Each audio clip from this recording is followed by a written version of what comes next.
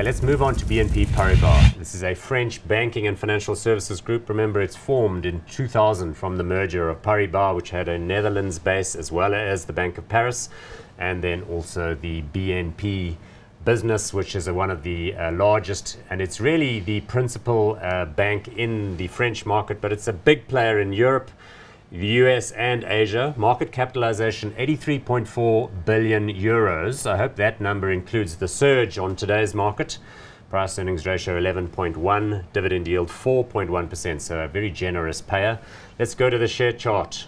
Here we go. So up 8% in today's markets. That's tremendous, because this, of course, would be a kind of quintessential French market player. And the fact that it's up 8% is a reflection of just how much more confident, for the moment anyway, the market feels about their prospects. Nesan, take it away. I think you made a good point there. For the moment, you know, the concern is that if we don't get the likely outcome of Macron becoming president, then you could see a -8% there the following day. I think, you know, financials, European financials, are probably a bit of a risky place for me to be in right now. There's a fair amount of regulation coming through.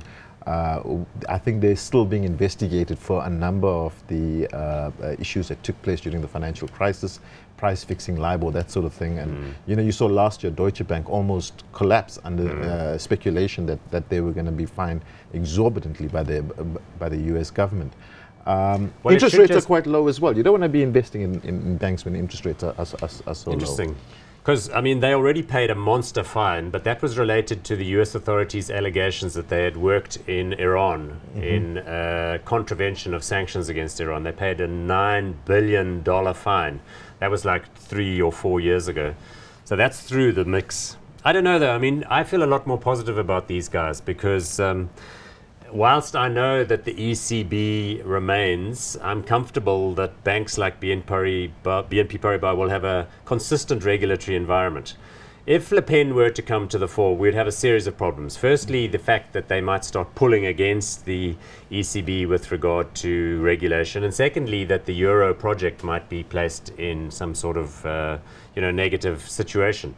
Because remember, these banks have enormous statutory capital. They are regulated. They have branch operations in Belgium, in Luxembourg, in Italy, very big for BNP. So the disruption to their core funding model would be extreme if such an outcome were to come to pass.